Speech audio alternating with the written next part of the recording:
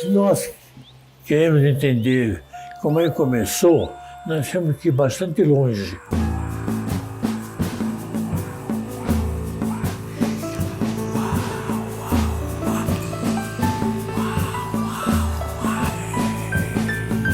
Então, o avião da FAB nos levava aqui de São Paulo até Araguaia. Na volta, o avião desvia da rota que vinha para São Paulo e pousa no Parque Indígena do Xingu, no posto Leonardo de Vilas Boas, para deixar um passageiro, e aí pede para examinar o índio.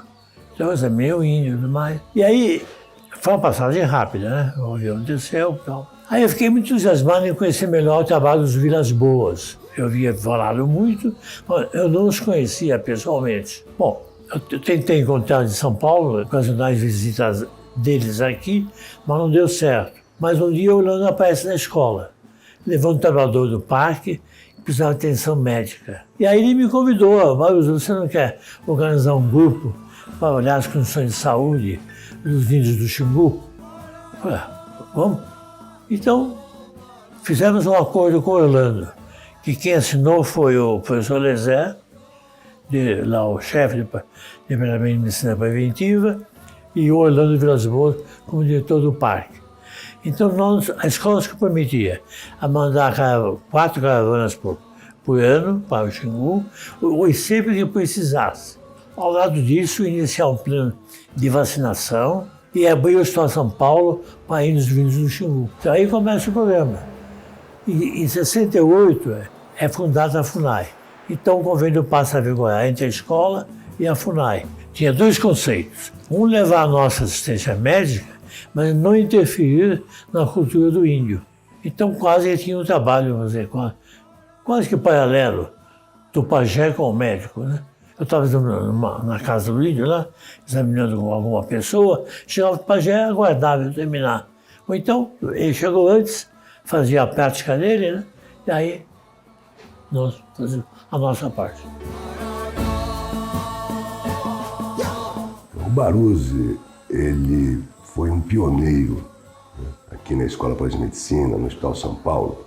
Trabalhar com saúde de povos indígenas há 50 anos atrás, além de ser inusitado, era uma coisa que não se pensava. Quer dizer, os índios eram assistidos eventualmente por missões do Ministério da Saúde, por missionários, uma atenção esporádica, uma atenção descontínua. E o Baruzzi percebeu, ao chegar no Xingu, a importância de se pensar ali em estabelecer uma forma, uma metodologia de trabalho que tivesse continuidade, que fosse possível acompanhar as condições de vida e de saúde daquelas populações extremamente vulneráveis. Ele também teve o grande mérito, né, de conseguir envolver diferentes disciplinas, diferentes pesquisadores, diferentes professores, envolver alunos, envolver residentes, pós-graduandos nesse projeto, que foi o que acabou garantindo a sua continuidade, né, até hoje. Então, o Projeto Xingu acabou se transformando, né, num grande projeto de extensão da Escola Pós-Medicina, do Hospital São Paulo, e foi ampliando as suas atividades. Em 94, o Baruzzi teve um outro grande insight, que foi a proposta e a criação do Ambulatório do Índio, que funciona como uma porta de entrada para o complexo hospitalar do Hospital São Paulo, do HU, e que coordena o cuidado desse sujeito indígena que chega de uma área, pode ser lá do Iapoque, dos Yanomami, dos Chavante, até ele voltar.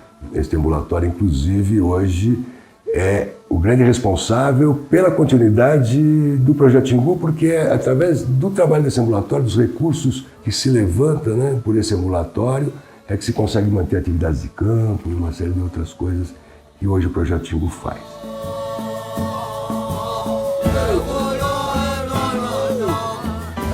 Esse projeto ainda acolhe alunos de graduação dos diferentes cursos da Unifesp, leva esses alunos a campo, proporciona esta vivência que, na maioria das vezes, marca profundamente a vida desse aluno e deixa, como deixou em várias pessoas que passaram pelo Xingu, né, impressões fortes e positivas no exercício da boa prática médica.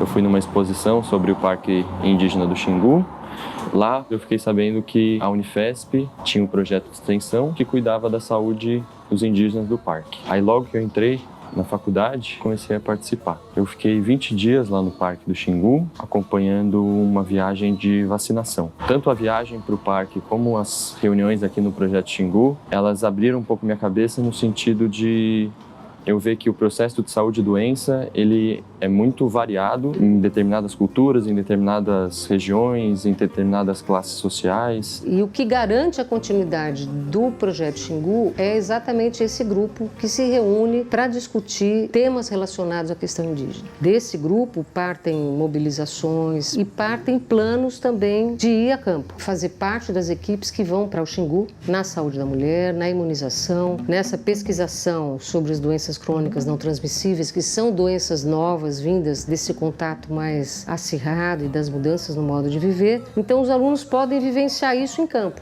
E na área de pesquisa, que o projeto continua, quer dizer, as atividades continuam sendo desenvolvidas e buscando entender toda a situação de saúde, de vida desses povos, que é extremamente diferente. E a gente vem pesquisando, vem entendendo essa situação epidemiológica e principalmente, isso é um legado do Orlando, é um legado do Baruzzi, dialogando com os indígenas, quer dizer, o tempo inteiro, construindo junto com eles esta perspectiva, esta forma de trabalhar, de construção coletiva, de construção conjunta, no sentido de ofertar a eles o que a gente pode fazer de melhor dentro das limitações que a gente tem no exercício da prática médica.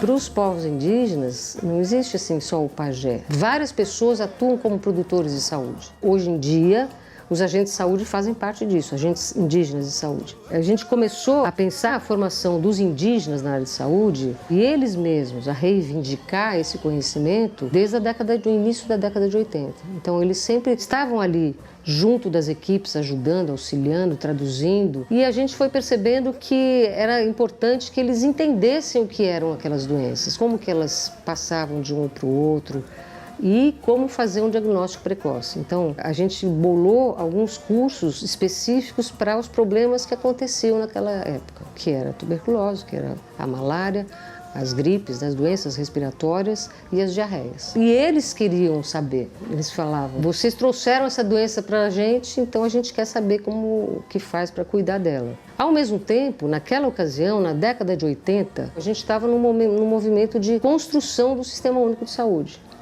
E nesse processo, a gente desenhou, junto com os índios, tanto os agentes de saúde como as lideranças, como poderia ser um modelo de atenção à saúde indígena, que contemplasse essa atenção diferenciada, que contemplasse essa articulação entre os saberes. Um grande desenho que foi o desenho da política pública, que hoje se concretizou como o subsistema de atenção à saúde do índio, o SASI-SUS, que foi criado por uma lei em 1999, então ele é recente. A gente fez a formação deles, tanto do ensino fundamental como de auxiliar de enfermagem, durante o período de 97 a 2001. 16 alunos foram formados de diferentes etnias e foram incorporados ao que depois se constituiu como o Sistema Local de Saúde, o Distrito Sanitário Especial Indígena do Xingu. Depois desse processo dos auxiliares de enfermagem, a gente fez um curso de formação de indígenas na área de gestão. Foi um momento bastante interessante, os próprios indígenas assumindo um papel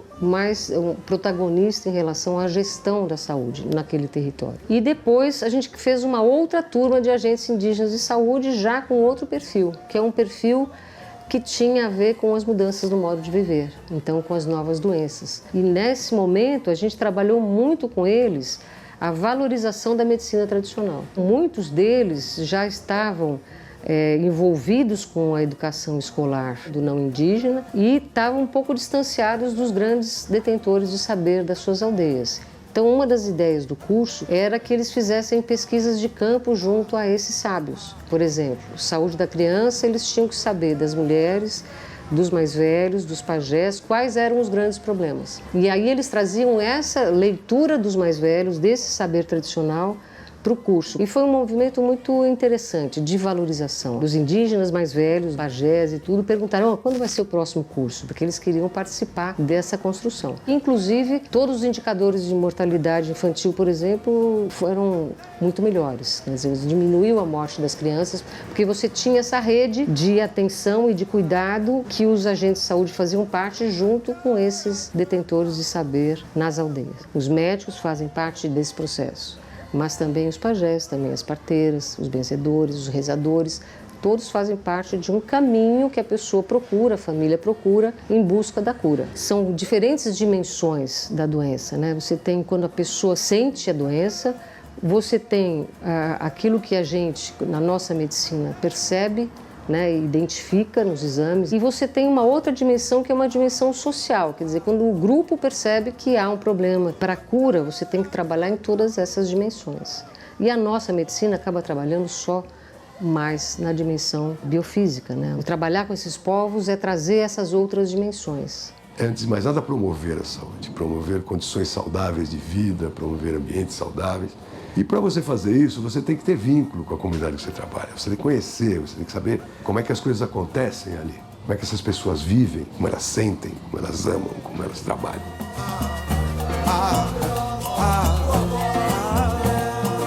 Um aspecto relevante deste projeto é como ele foi se reorganizando e expandindo para responder às demandas sociais, sanitárias e políticas da saúde indígena, sempre calcado no tripé do ensino, pesquisa e extensão. Com a criação da SESAI, Secretaria Especial de Saúde Indígena do Ministério da Saúde em 2010, o projeto Xingu tomou uma dimensão mais ampla. Foi iniciado um processo de formação em saúde indígena pela via do ensino à distância, que vem atingindo profissionais de saúde dos 34 distritos sanitários especiais indígenas do Brasil. 11 turmas de especialistas já foram organizadas, com grande diversidade de profissionais e atuação.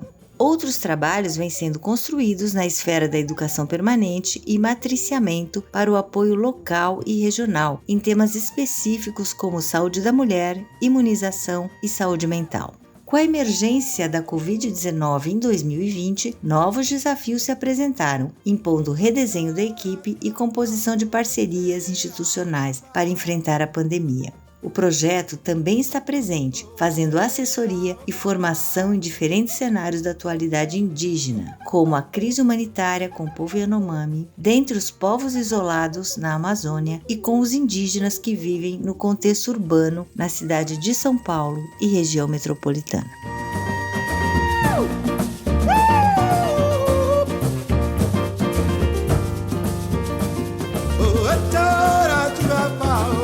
Say